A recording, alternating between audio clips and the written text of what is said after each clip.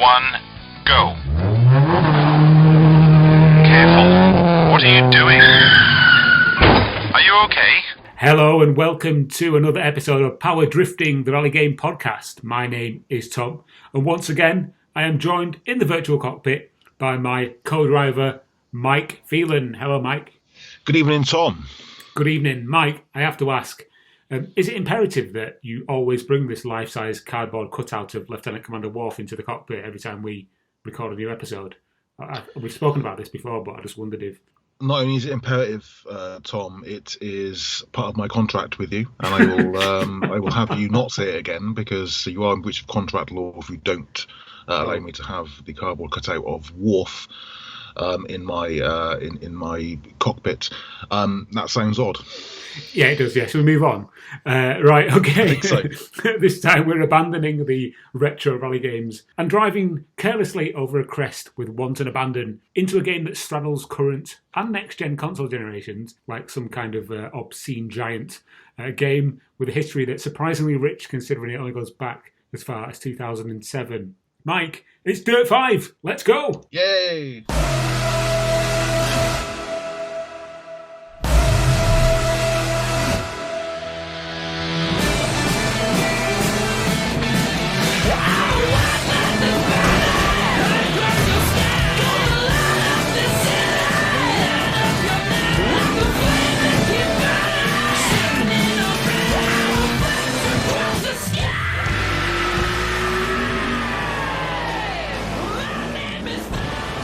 Okay, as I said, the Dirt series from Codemasters has got a surprisingly rich history, even though it did start in 2007.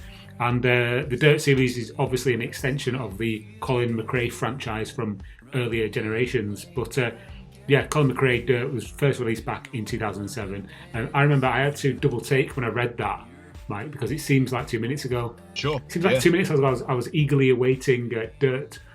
Colin McRae Dirt to release on the 360, and I can remember buying it from. I think I was in Portsmouth. I was in Game in Portsmouth, waiting to buy that game, standing outside in the rain because unsurprisingly it was raining on that day, I believe. That's Portsmouth for you. Well, yeah, indeed. Well, the whole UK, to be honest, most of the time. What are your memories of Dirt and the sort of the lead up to its launch? Can you remember that far back?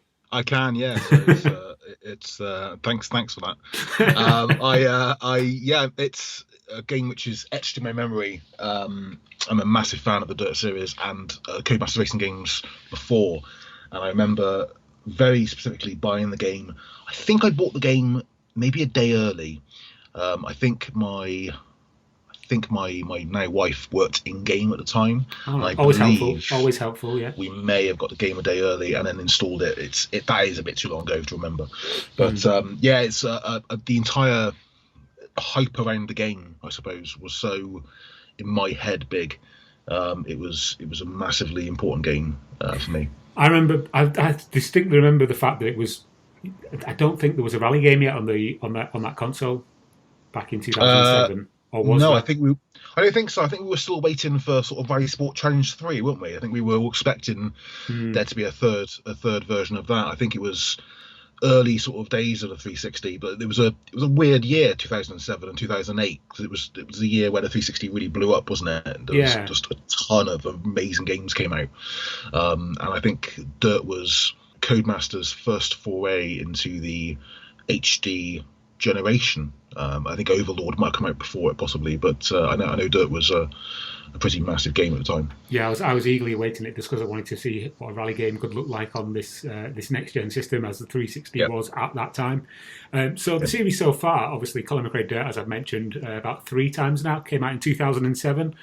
Colin McRae Dirt 2 was followed that game in 2009, and then Dirt 3. In 2011. I'll come on to the naming differences in a second. Dirt Showdown 2012, followed by Dirt 4 in 2017. So the biggest gap in the series there between 2012 and 2017 of 5 years. And now here we are in 2020 with Dirt 5. Now, I said I would mention the dropping of the name of the McRae name in Dirt 3. I did a little bit of Googling, and I found an article on Eurogamer from February 2011, where they did an interview with the communications manager, Andy Gray, who told Eurogamer Dirt 2 was very much our tribute to Colin. It had a tribute section right at the end as well. It's been a few years now since Colin passed away, so the time had come to remove his name from the box, but still keep his influence in the game, not just in terms of content, but in the ethos. And while McRae's name is no longer part of Dirt's title and box art, his influence is still keenly felt in the game's design. Chief Games Designer Paul Coleman explained. So yeah, I did think that was a bit odd that they kind of named the first two games after Colin McRae, the late, great Colin McRae, and then kind of went just with the Dirt name after that. But I think people like myself and you, Mike, will always think of Colin McRae when it comes to this series and also sort of Dirt Rally as well. Sure, yeah, definitely. I think he's a massive influence on all of us who like rally games, I think. I was thinking about this the other day, actually. I would say that Colin McRae is to rally games as Tony Hawk is to skateboarding games. Do you know what I mean? It was his kind of popularity and almost celebrity that brought rally to the. I hesitate to say mainstream. For Britain, I think. Yeah, I think possibly.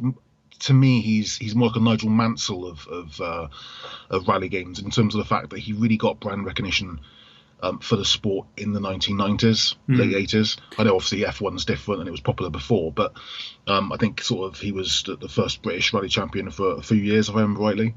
Yeah. And we always seem to, in this country, celebrate people who win something we haven't won for quite a while. So sort of Bradley Wiggins and Chris Froome seem to be, everywhere. Chris Hoy. Every single time someone wins something, we suddenly make them sort of an icon for everybody. But Colin McRae, for me, I think he was just the what he did was fantastic, and obviously massive recognition for rally in the mid 90s. But also, I think the whole spectacle around him, the first time rally drivers really became famous, I suppose. Really, so household name. I think I would hesitate to say, I'm quite sort of obviously people who are very very much into rally, hardcore fans will possibly disagree with me, but I would say that his name was the first kind of one that became a household name. Certainly in this country, anyway. I mean, there's people in like places like Finland where rally is part of the way of life, sure. where there are rally drivers who are household names prior to Colin McRae. But I think certainly in the UK, he was the most high profile of his era, and possibly still is, to be honest. Yeah, I agree. Yeah. Yeah. Well, you've got people like Richard Burns as well, but obviously didn't reach the same kind of heights of fame as Colin McRae. Anyway, we're talking about Dirt 5 in this game. I would like to just put this out there first of all, Mike. I actually quite like this game. I think it's impressive, but equally frustrating in its flaws. It's a nice game to play, and we've actually both played it on the same but different format, if that makes sense. And I'll explain what I mean by that, in that I've played it on the Xbox Series X, and you've played it on the Xbox One X. Yes. So, yeah, let's... Should we talk about that a little bit first? I mean, how has your experience been on the Xbox, on the One X? Yeah, good. It's generally a good game. I think it's technically it runs well. I'm still playing on an old 1080p TV. The fact I'm saying it's an old 1080p TV is quite odd, but I'm playing it on normal high definition, and it runs well. No real slowdown. When it first came out, there was a couple of days of some real bad slowdown. But that was very, very quickly changed. I'm guessing there was an early patch for it. But no, generally quite good. It's probably not. I'll get onto that in a bit actually before I start saying. Save that, because what we'll do at the end of this podcast is we'll sort of towards the end is we'll talk about the positives and what we like about the game and maybe some of the things that we're not quite as impressed with. Obviously, gaming in 2020 is far removed from gaming in 1998, because patches can just come down the line whenever and change things and make them so much better than they were before. At the time of recording this podcast, we are waiting for an imminent, quite huge update on Dirt 5. So by the time this podcast goes out, or very soon afterwards, that patch may have come down the pipe, and we're talking about an outmoded version of the game. So please keep that in mind if you're listening to this and you're thinking about getting Dirt 5, because the things that we discussed that are maybe not so good may have been completely eradicated in future iterations of this game. But we'll talk about things that aren't going to be eradicated, things that are going to be in the game regardless of whether it's patched or not, and they are things like the gameplay modes, the music, and just the way the game kind of handles and plays. So we'll jump in after the break, and we'll start to talk about the gameplay modes and the major career mode that's in there as well.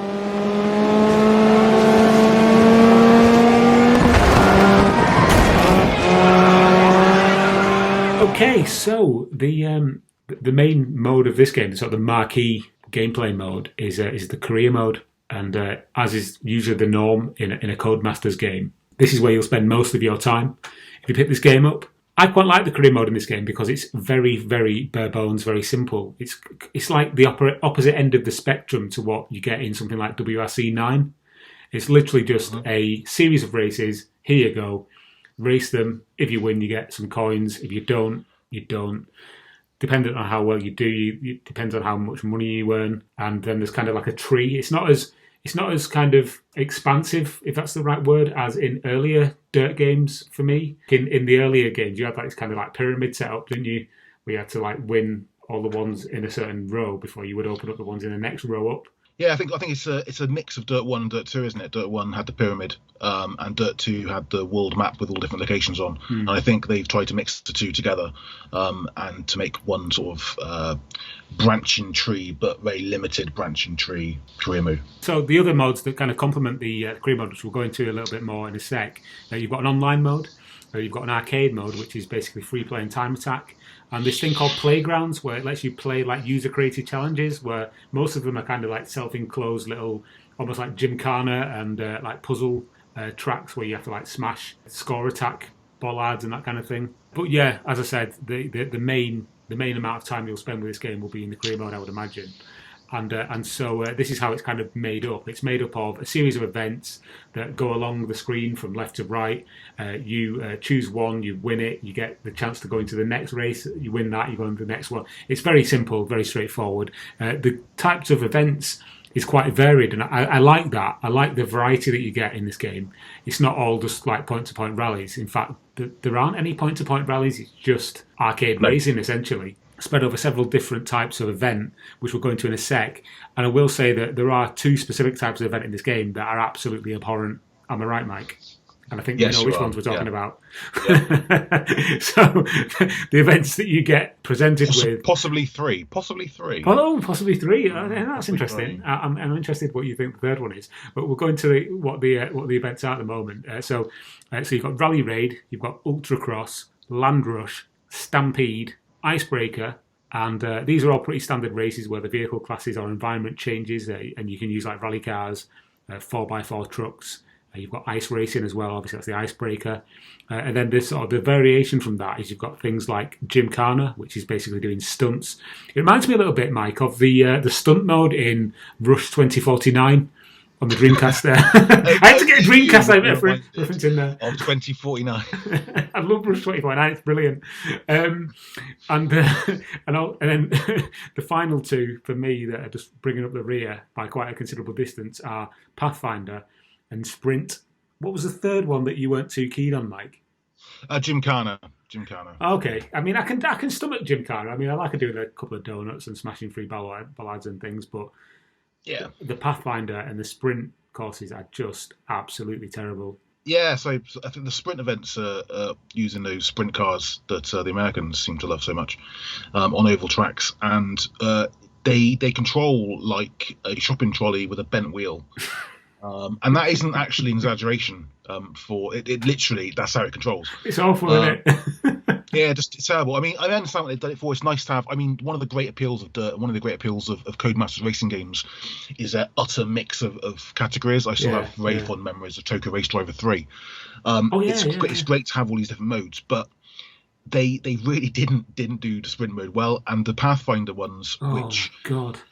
I think they're trying to appeal to people like yourself, Tom, people who like those quite simulation. Are you talking about Mudrunner and SnowRunner? Yeah. If I turned SnowRunner on, it was like that, I would have slung the disc straight back out the window again. They're trying for that kind of like simulation, man against mountain feel, and unfortunately, it doesn't work, and therefore it becomes somewhat of just not enjoyable at all, which is a shame.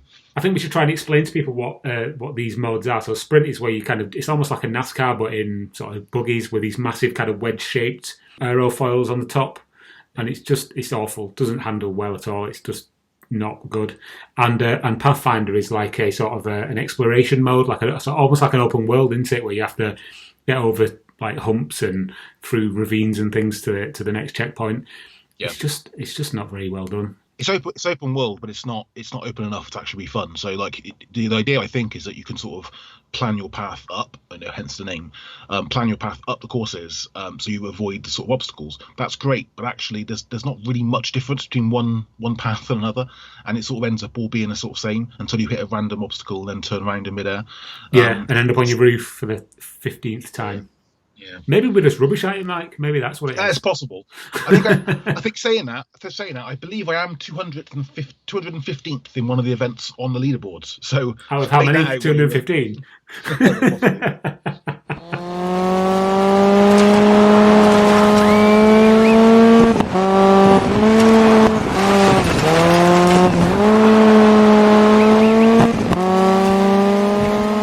Okay, let's talk about the locations. Now, this is where Dirt 5 starts to shine for me.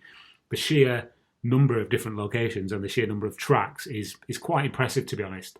Now, even though this game spans 2 different generations, if this had come out as just a launch game, if this was a traditional launch game for a new generation and it had this amount of content, I would be quite sort of happy, because generally launch titles don't have that much content because they're more about trying to show off what the console can do as opposed to here's a load of gameplay that you can get stuck into. Do you remember things like MRC on the N64? When that came out, it had like 3 tracks and about 5 cars. It's like, is that it? You know, this is completely the opposite.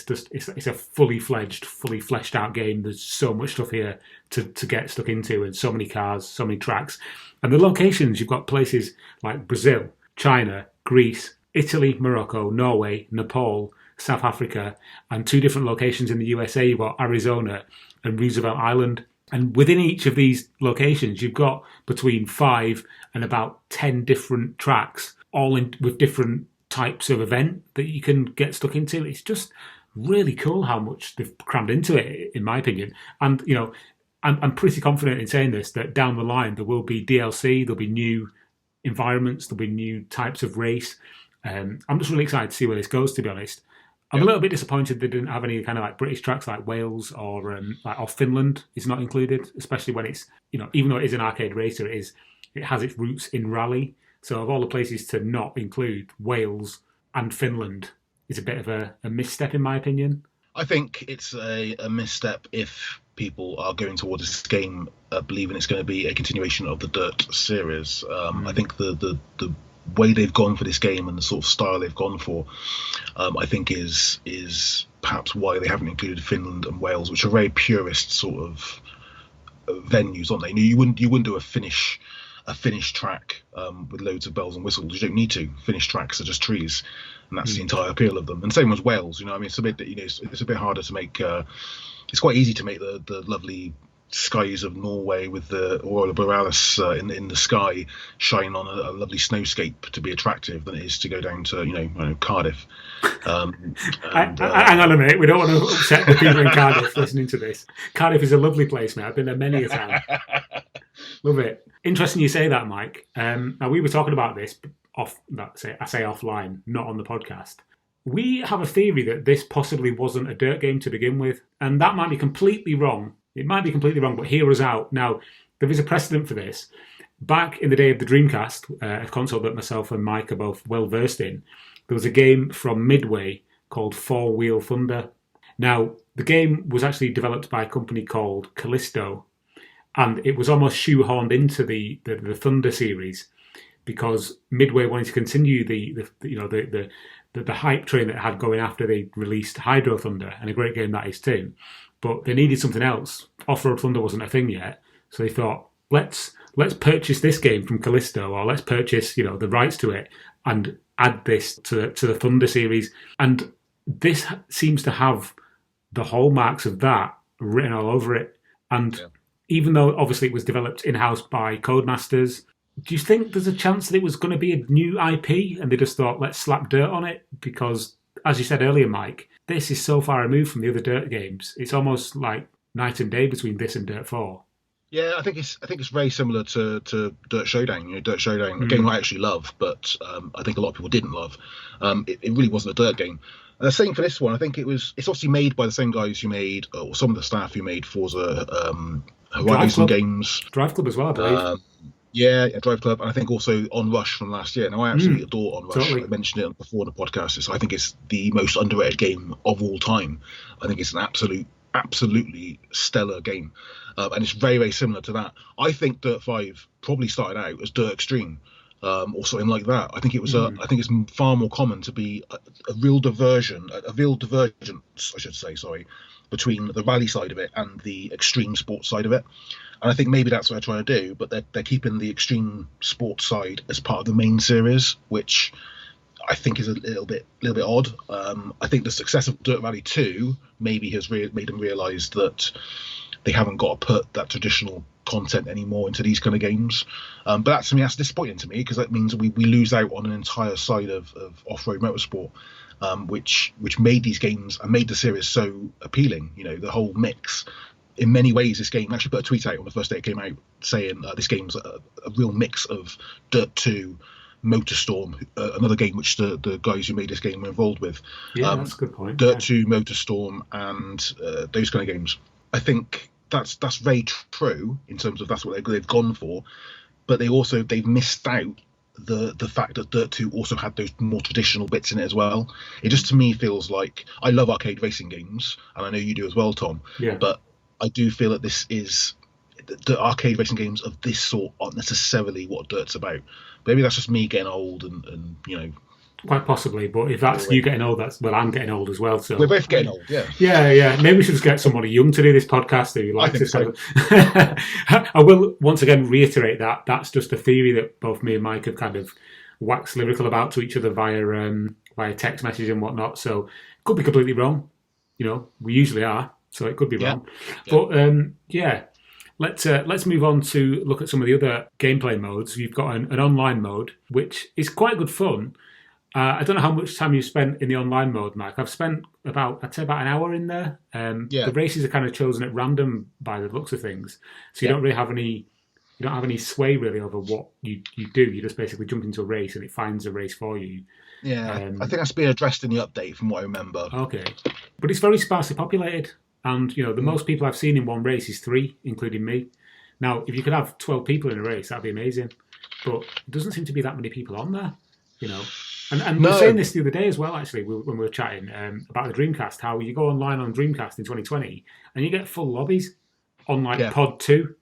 And I'm like, I'm playing Dirt 5 on a Series X and I can't get more than 3 people in a race. What's going on there?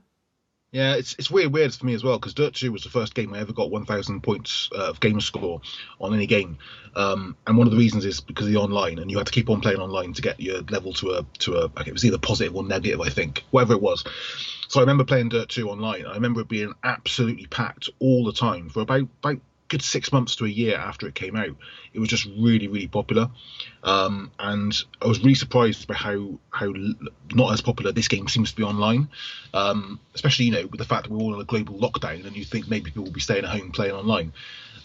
If there was a few more people than on the Xbox, it seemed like a few more people when I went on. There was a good few people on there by the looks of it, but it definitely wasn't as popular as other games I've played. I'm not entirely sure if this game has got cross play either between sort of platforms. Maybe it's busier on the PlayStation platform. Obviously, we're both playing on Xbox. Possibly. So it might be that it's just the fact that people aren't playing it on Xbox and more are on PlayStation. I don't know, so we can't really comment on that. But from what I've seen, it's very, very sparsely populated. And the final mode we're just going to chat about quickly is the playground mode. And this is where people can actually make their own courses or their own challenges, upload them to the server, and then you can download them and play them. And I found that a lot of them are basically kind of Gymkhana, or we have to basically smash as many of these foam blocks in the quickest time possible. Some of them are quite good. Others are just I don't really ever get involved in creating stuff, because I'd rather play stuff than create stuff. Do you know what I mean? So it's a bit of a mixed bag for me. That it's an interesting diversion. I think I would have preferred a full blown like V Rally 2 style create your own track thing. That would have been pretty cool. Yeah, I think there's definitely a precedence in games. Didn't Dirt 4 have some kind of creation mode? Am I think imagining it did, the fact they have some kind of rally creation mode? It did, but it was like I think it was almost auto-generated. Yeah, it was like a machine learning type thing where it just kind of went off and it did its own thing. You just told what parameters you wanted, what environment, how sort of bendy you wanted it, and it just went okay and here you go. Yeah, but I actually like that. It's very similar to what V-Rally 2 did, actually, and similar to what International Rally Championship on the PC did. But I like that kind of idea. But I think with this, because it's an arcade racing game, and it is very much an arcade racing game, I think it's very, very difficult to not have the tracks laid out in a certain way, because otherwise you're going to end up with weird things happening. This game reminds me a lot of another game, I think actually maybe the same people who made it, on the Xbox 360. And for the life of me, the name of the game has now escaped me. But you were on ATVs and stuff, and you were going down races. It's not Blur, because that's a completely different game. No, I know what you mean. Is it when we just do like loads of stunts and stuff all the time? Pure. Yes, I remember it well. Yeah, great game. Yeah, very fast, very visually impressive as well. Yeah, but it reminds me of that in terms of the fact it's very much sort of spectacle. The track sides. There's a real spectacle about it, and when you said about the playground modes earlier on, is that obviously they can't do the same with that.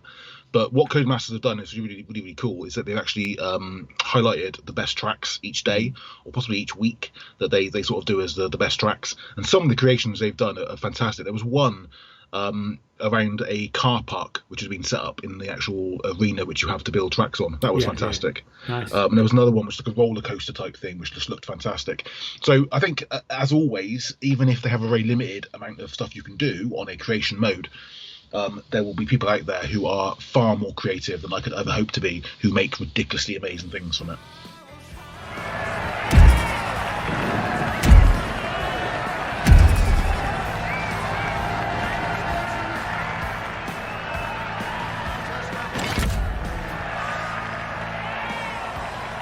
So we've spoken a little bit about the different gameplay modes, the different environments, and well, we've not really spoken about the vehicles yet, but I think we've just spent a little bit of time doing that. This game has a very, very wide garage.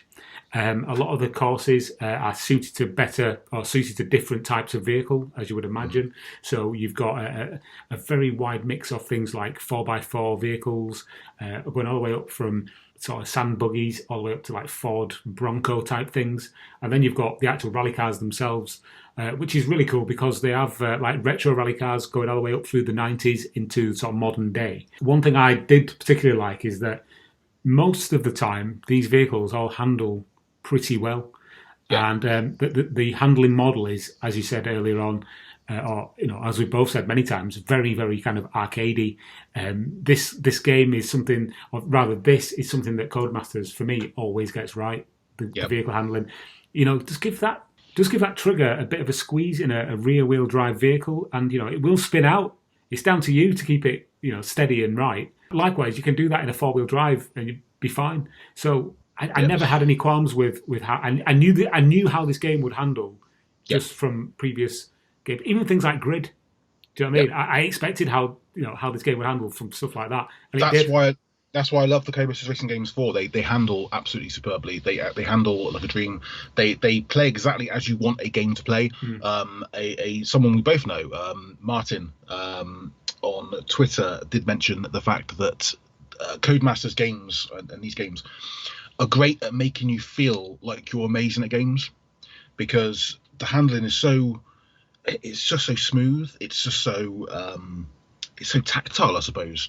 You can do rear wheel cars in this game. I mean, if you try and do a rear wheel rally car in Dirt Rally 2, no, don't. I think I managed to about 10 meters in a car before I crashed into the side. It's awful. It's still hard in this game. It's still hard. Dirt 5 doesn't make it easy, but in my Porsche car, that I don't even know what the car was called, the Porsche car that I had, race around races, you feel like you can do every single sort of spectacular move that real racing drivers could do. Obviously, you're not, because the game is set up to feel like that. But the fact that it makes you feel like that, I think, is one of the great successes of these kind of games.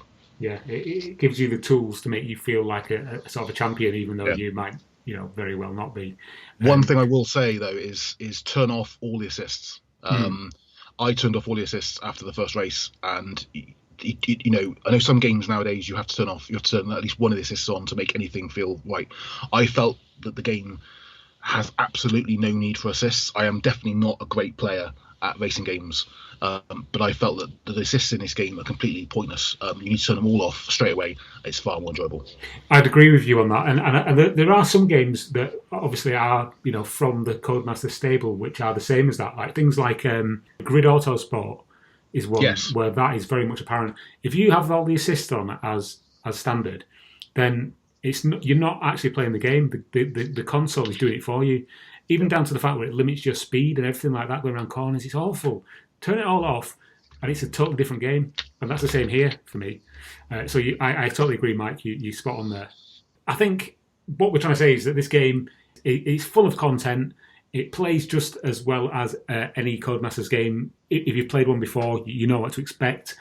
There's so much to do.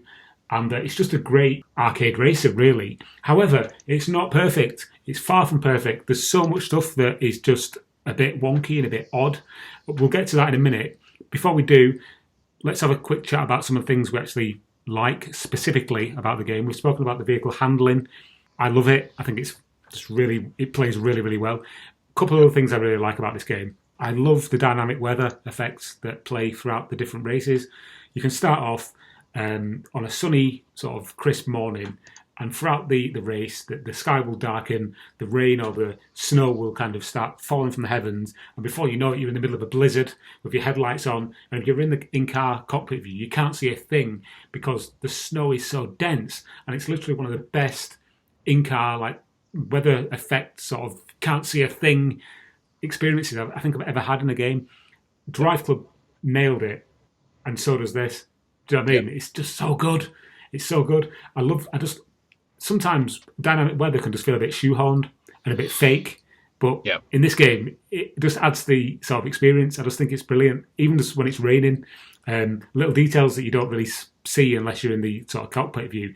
Don't know what it's like on the Xbox One X, but certainly on the Series X. No, you can even see like the smear of the windscreen wipers on the windscreen. Do you know what I mean? And it sort of disappears straight away. It's amazing little details like that I love. Just a really good looking game. And just going back to the view itself, the cockpit view. I love the fact that you've got two different ones as well. One that's kind of in front of the steering wheel, and then one that's a bit further back where you can see the driver's hands and things as well. I like that. I love just having the just the choice. You know what I mean? To go sort of dashboard or full on steering wheel. I think the soundtrack is fantastic. A lot of the tracks that I was listening to on the soundtrack, I didn't actually know who they were, so I would listen for some of the lyrics and then go onto Google and sort of type them in and see who it was. And some of the artists are like sort of artists that are like modern. So we say modern artists that don't really kind of I'm not their target demographic as an almost 40-year-old bloke. But some really good tracks on there as well. It really fits in with the aesthetic that they're trying to go for, which then leads me on to the sort of menus and presentation, which again I just think suits this game down to a T. Really, the kind of the almost like spray paint style neon that all of the menus have got, and just it's almost like it's appealing to that kind of Twitch generation, of like bright colours, flashing lights, just everything. It feels kind of alive. You're racing along through these tracks.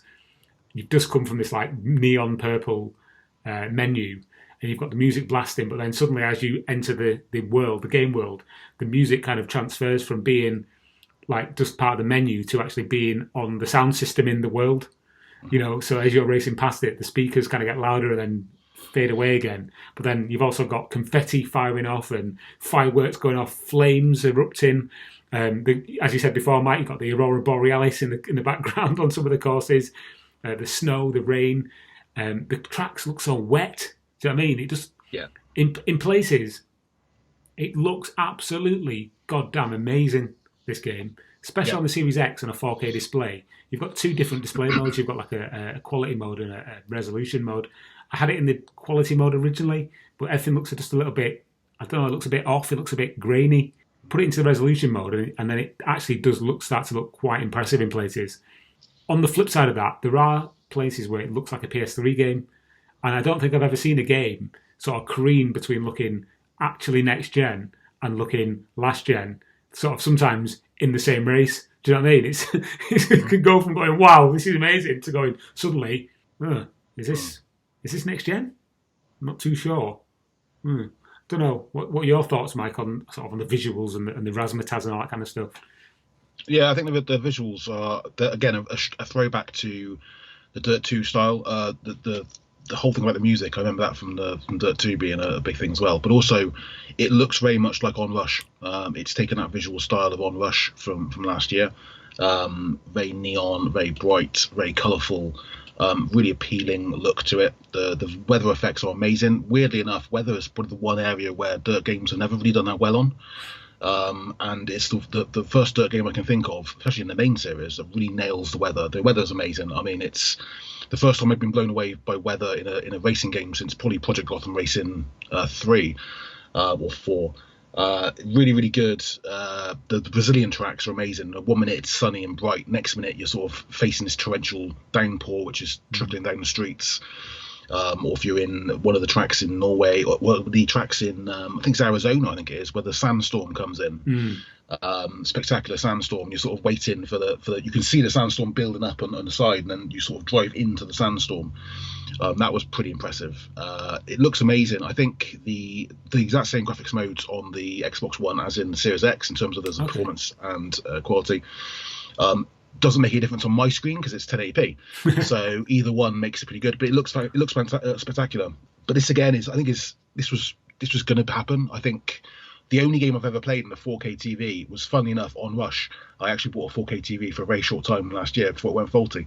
And Onrush was a game I was playing at the time, and I actually played Onrush in 4K, and it looked absolutely stunning. So I'm not surprised that they've got that quality there. Yeah. But I understand what you mean as well. There is some really weird bits where the graphics do look a little bit... I hesitate to use the term last gen. I don't know if I agree that the game looks last gen. To be honest with you, any game after 2006 looks the same to me. So it doesn't really bother me either way. But I think that the style of the game is top notch. I don't think you can really get any better, a more stylish, more appealing game. The soundtrack as well. You did mention soundtrack, very similar to, again, Onrush, where I actually loved the soundtrack for that game. Even though it wasn't my style of music, I actually had it on I still have it on my Spotify playlist. Really, really good. Really good quality aesthetics all the way across the board for this game. And I think it really is. Bearing in mind nowadays that people have got a program for at least 6 different consoles, basically. You know, you're looking at the standard Xbox One, Xbox One X, Xbox Series X, PS5, PS4 Pro, PS4, PC, Series S, 4K and 1080p. I mean, there's a lot of stuff going on. There's a lot of scalability in there, though, between different consoles. Yeah, so good point. Yeah. To get it working and to get it looking as good as it does, actually, I think is a pretty amazing result, especially in this year. You know what I mean? This year couldn't have been easiest for the developers to be making games in. Yeah. No, on that topic though, we are going to talk a little bit about the sort of the not so good stuff, and I think things that we've both talked about offline is just how many like weird glitches there are. I mean, this stuff again will most likely be fixed with patches, but some of the stuff we've seen on the version 1, whatever it is that we're playing at the moment, or version 1.1, whatever it is. Quite a few visual glitches I've noticed. As I said, sometimes it looks stunning, but other times the glitches kind of rear their head and you're just like, what is that? Like we were talking before about the headlight glitch where the shadows of the adversary vehicles just turn into these like big, like almost like oblong things on the course. And it's just like, that just looks really, really shoddy. Other things I've noticed were like, at the end of a race, like the screen where the awards are being sort of given to you, all the awards will just sort of overlay themselves onto each other, and you can't tell what you've got because they're just overlaid onto each other. I don't know if that's something that I saw that was quite unique to me or not, but that was very, very odd. Another thing, the lighting effects, just to go back to the lighting effects, on the course itself, on the actual environment, it seems very very surreal how you can be driving through a canyon and the lights on the sides of the wall will just kind of sort of morph in as you're approaching them. So you can't see them in the distance, it's all dark, but then as you get near to them, they just kind of appear and sort of grow. And I was thinking to myself, are they trying to like mimic almost like, proximity sensors or something? Obviously we live in a world where, energy efficiency is all the rage. But I was thinking, am I giving them too much credit? Have they put, or is it just a badly sort of programmed light source effect? Yeah, I don't know. Think it's more jarring in certain areas. I think the Italian stages, some of the Italian stages are set in quarries, and as I said, there's tons of spectacular set pieces in this game, and one of them is the lightning storms. The lightning storms are possibly the greatest. Oh yeah. The greatest thunderstorms I've ever seen in gaming, and there's moments where the entire stage lights up. And so 1 minute you've got that, and then the next minute you're sort of in normal sunlight going down the same course in the Italian quarry, and then you can sort of see it's almost like a drawing effect, but it's not a drawing effect. It is the lighting on the quarry walls almost changing. I don't know whether they're sort of doing a sort of, they are drawing in the detail, and it just looks weird because the color changes, but you can see it, and it's not it's not game breaker by any means, but it's really quite distracting when you're trying to race at great speed against cars that they don't have a racing line to stick to. These cars are evil and will want to kill you, and they just literally sort of launch into you, and having this kind of background effects is a really weird aspect for me, and also quite an odd aspect. I mean, of all the things to the graphics to sort of go wrong, I say go wrong, it's not, again, it's not game breaker, but for all the things to go wrong, you'd think that would be something that they would make sure, because it's so obvious. I think it's because your eyes are drawn to it as you're racing along. You kind of start exactly, seeing it, and you're like, oh, yeah. And once you see it, you can't not see it. So you start looking for it, and then it becomes even more apparent. It's like with the foliage on some of the courses, it kind of grows as you get near to it. It just kind of pops into view, and it sort of grows in size, but not like you get near to it. It's almost like it's just like sort of regenerating itself as you get near to it. And sometimes as you drive over it, it kind of just passes straight through the car, and you can see it go through the car, and it just looks a bit cheap. One thing we've not really touched on yet, Mike, and I just want to, before we kind of draw this whole thing to a close, is in the career mode, this whole kind of podcast style storyline. The two sort of main characters have like banter back and forth between each other. So you've got two pretty big names in the gaming world. You've got Nolan North and Troy Baker, who play these two characters who are just kind of bantering and talking about how you need to have throwdown races with certain characters. Now, I like these two actors. I think they're great at what they do. I just don't think this is pulled off very well. I was under the impression before I bought this game that there would be actually like live action sequences where you have actors like sort of on screen, or even if it was just like computer generated CG actors. I didn't realise it would just all be in sort of podcast kind of form. Yeah. So that was a bit of a disappointment. And also, on top of that, something that I found very odd is that I'm convinced that Nolan North is doing two different characters. And when he was first introduced as this other character, I won't go into it because I don't want to spoil it for anybody who's not played it, I thought that he was taking the mick, basically. I thought he was putting a voice on, and they were going to go, oh, no, it's not. It's actually Nolan, kind of thing. But it's actually not. He's actually meant to be this other character. And I was just like, surely they could have stretched to get a third person in to play this other person. Yeah. Do you know what I mean? It's like, surely he's contracted to say, right, you need to play this character and also this character, but only change your voice a little bit. And it's odd, isn't it? It's the entire story bit's odd. I think when it was first announced, a lot of people have looked at the comments on the internet, which obviously is always a bad thing to do anyway. Never do that. Never do. But if you look at the comments on the internet, people were pretty much split in half. There was those who were saying, "Oh, stories in racing games are always terrible. You're going to have the sort of awful Need for Speed sort of half movie, half game abominations in game," and the other half of people sort of going, "Well, actually, Codemasters have done this quite well in the past." I'm on the latter camp. I think, I wanted this game to be Nathan McCain. I wanted this game to be the Race Driver series story modes. I think they did so well at that. Why racing games don't have that story mode is beyond me. I was just about to say Race Driver. Talk Race Driver. Yeah, Race Driver and number 2. They toned it down for number 3. It was the worst decision they ever made. They did it a little bit in Dirt 2. They sort of a little bit of story, but very, very low down, like this game with podcasts. I just think the whole podcast thing here is pointless. That there's no need for it. because they've got this podcast which goes in the background, but only certain bits. Obviously, if you press A too quickly, you're going to miss most of what's being said. But also, at the end of each race, they will commentate on. They will have a little comment about the race. They've had all this podcast recording, and then they just repeat the same phrase 40 times. I mean, if that guy tells me that I'm leading races too much, I'm going to overlap myself one more time. I'm going to find where he lives. I'm going to stick something in his throat. I mean, just that's a bit aggressive. Yeah, totally. But literally, I mean, it's just. To me, it just feels like they were going, oh, we got this great idea, let's put a story mode into it. Then they looked at some comments from some people who haven't left their mum's basements, who were saying, oh no, you can't do that, and they've gone, whoa, hey lads, tone it back a little bit, let's not do it properly. Stick to it if you're going to do it. Yeah, the career mode could quite easily have just been as is without that. Yeah, that sort of shoehorned in storyline, if you ask me. Yeah, it's nice. Sometimes it's nice just to if you finish a race and you put your controller down, you're just like doing something else, maybe like I don't know, looking at something on the internet, or whatever, and it just carries on playing in the background. It's quite entertaining sometimes, but for the most part, it's just superfluous. It doesn't need to be there. I agree with you. I think that's the point. I think it needs to be more. I think the fact that I'm not one of these people who are going to say that it's pointless, take it out. I mean, I want more. I want more story. I want to have a world that I'm racing in. I want to have rivals that I can identify with and rivals that I hate. That's what I want. But there's not enough. They've gone a little bit and then they've gone, that'll do. Welcome back to the Dirt Podcast by Donut Media. I am your host, James Pumphrey, and I'm with the one and only Nolan Sykes. Say hi, Nolan. Hi, Nolan. You're a terrible man, and this is everything that's coming up on the full Donut Podcast.